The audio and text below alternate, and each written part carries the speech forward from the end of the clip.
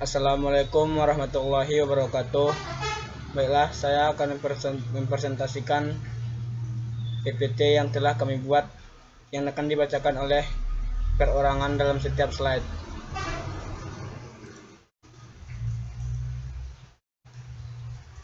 Studi kasus gangguan kualitas daya sistem tenaga listrik di Universitas Negeri Padang. Beban listrik yang terpasang di gedung-gedung UNP 7 PHB atau PSDK sebagian besar menunjukkan tidak seimbangnya dalam pembagian beban setiap pasanya. Pembagian beban listrik setiap fasa tidak seimbang menyebabkan drop tegangan pada tegangan fasa yang sudah melebihi dari standar yang telah ditentukan, yaitu lebih kurang 5%. Ada arus pada kawat netral, kerugian daya listrik. Belum semua PSDK memiliki RD atau sistem pembumian, sehingga mengurangi kinerja setiap tenaga listrik yang berkurang faktor keamanan setiap tenaga listriknya. Faktor daya beban listrik masih ada di bawah standar PUIL, Peraturan Umum Instalasi Listrik, minimal 0,8. Faktor daya rendah menyebabkan efisiensi daya menjadi rendah. Daya reaktif yang relatif rendah menjadi besar sehingga tegangan harmonik menjadi besar. Perkenalkan, nama saya Rahmat Fadli. Saya akan membacakan slide berikutnya, yaitu studi kasus susut daya pada sistem distribusi tegangan menengah saluran udara dan kabel. Yang pertama, dari hasil perhitungan diperoleh bahwa susut daya pada saluran mempunyai nilai, yaitu untuk semester 1 pada bulan November 2017, bulan April sampai dengan 2018, nilai susut daya pada saluran sebesar 18,320,85 watt. Sedangkan untuk semester 2 pada bulan Mei sampai Oktober 2018, nilai susut daya pada saluran sebesar 12.354,394 watt. Yang kedua, untuk susut daya transformator pada kedua semester mempunyai nilai persentase yang kecil. Nilai susut daya pada transformator paling besar untuk semester 1 terjadi pada gardu PS Garding 135, yaitu 1,988%, dan yang paling rendah terjadi pada gardu PS garing 020, yaitu 0,024%. Sedangkan untuk semester 2, nilai susut daya yang paling besar terjadi pada gardu PS garing 135, yaitu 2,767%. Dan yang paling rendah terjadi pada gardu PS garing 020, yaitu 0,029%. Yang ketiga, untuk susut daya total pada kedua semester dalam kurun waktu 6 bulan sebesar 7.507,953 kW untuk semester 1, dan pada semester 2 nilai susut daya totalnya mempunyai nilai sebesar 6.771,968 kW. Jadi selisih antara 51-52 susut daya pada semester 1 dan semester 2 dalam jangka 6 bulan sebesar 735,949 kW. Nah, selanjutnya ini ada studi kasus pemeliharaan jaringan distribusi tegangan rendah dan tegangan menengah di PT PLN ULP Johor. Yang pertama, diketahui sistem pemeliharaan yang dilakukan pada jaringan distribusi daerah kerja PT PLN ULP Johor, yaitu dengan metode inspeksi secara rutin dengan secara visual ataupun dengan bantuan alat ukur seperti termon dan tang ampere. Yang kedua, sistem pelaksanaan pemeliharaan yang dilakukan secara continuity akan meningkatkan kualitas mutu kinerja jaringan distribusi pada konsumen. Dan selanjutnya, harus melakukan pengontrolan terhadap jaringan yang telah dipasang, baik itu jaringan JTR ataupun untuk jaringan JTM, agar terhindar dari bahaya lingkungan yang ada.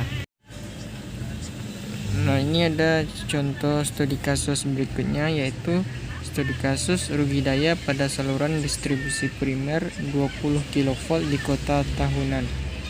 Setelah melakukan penelitian serta juga perhitungan pada jaringan distribusi primer 20 kV di kota tahuna, khususnya pada penyulang kota, tuna, dan kolongan, dapat disimpulkan bahwa yang pertama, jatuh tegangan pada penyulang kota yaitu sebesar 11,51% atau sebesar 2,303 kV.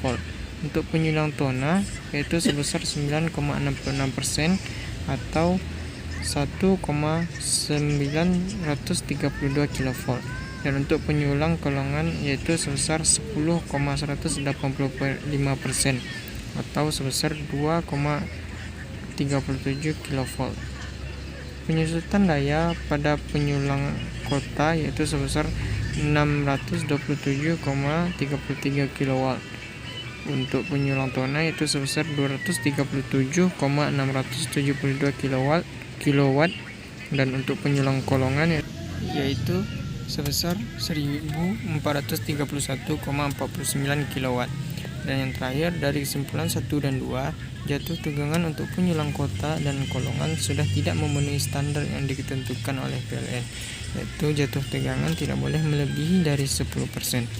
Untuk itu diperlukan penanganan secepatnya untuk mengantisipasi pertumbuhan beban yang akan semakin tinggi. Sekian dari saya kembalikan kepada teman-teman yang lain.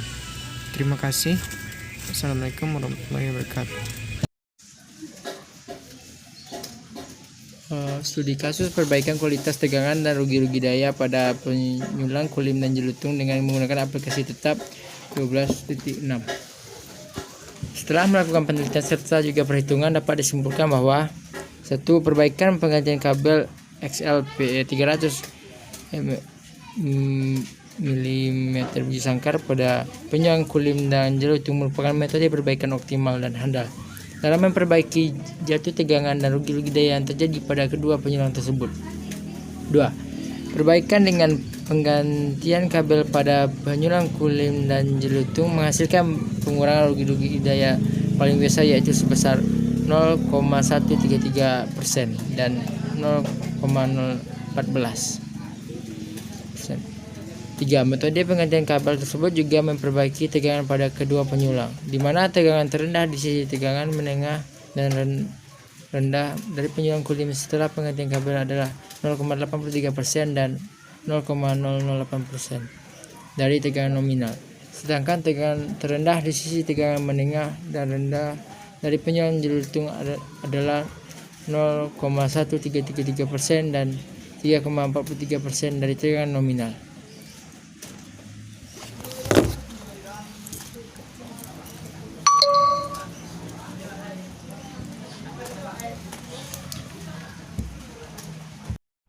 Perkenalkan, nama saya Febrian dengan nomor PP 2010310115.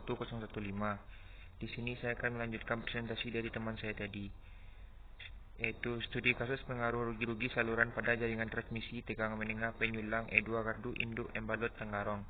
Setelah melakukan penelitian serta juga perhitungan, dapat disimpulkan bahwa diperoleh dari hasil tegangan mengalami drop voltage pada banyak gardu, di mana tegangan harus memenuhi syarat 5% dan sampai 10%. Penanggulangannya dengan mengkonfigurasi jaringan pada penyulang E1, E2, dan E3. Seperti pada bus TLD 178 dengan tegangan 17,391 kV dan bus yang paling ujung yaitu bus GRA 706 dengan tegangan 16,12 kV. Setelah rekonfigurasi jaringan, bus GRA 706 memiliki nilai 19,66 kV. Namun masih ada bus yang masih dapat jatuh tegangan, salah satunya bus TLD dengan nilai 17,546 kV. Ada pula yang mengalami overload sehingga perlu adanya upaya meningkatkan tegangan dan menambah maupun mengganti trafo yang melebihi kapasitas serta merubah posisi tap charger pada transformator. Yang ketiga, setelah dengan penambahan gardu sisipan serta merubah posisi tap changer transformator, maka dapat hasil bahwa tegangan pada penyulang E1, E2, dan E3 telah memenuhi syarat SPLN nomor 1 tahun 1995, yaitu bus GRA 706 dengan nilai 19,661 kV dan bus TLD 178 dengan nilai tegangan 18,678 kV. Baiklah, sekian dari presentasi kelompok kami. Jikalau ada salah, kami mohon maaf. Saya akhiri dengan Assalamualaikum warahmatullahi wabarakatuh.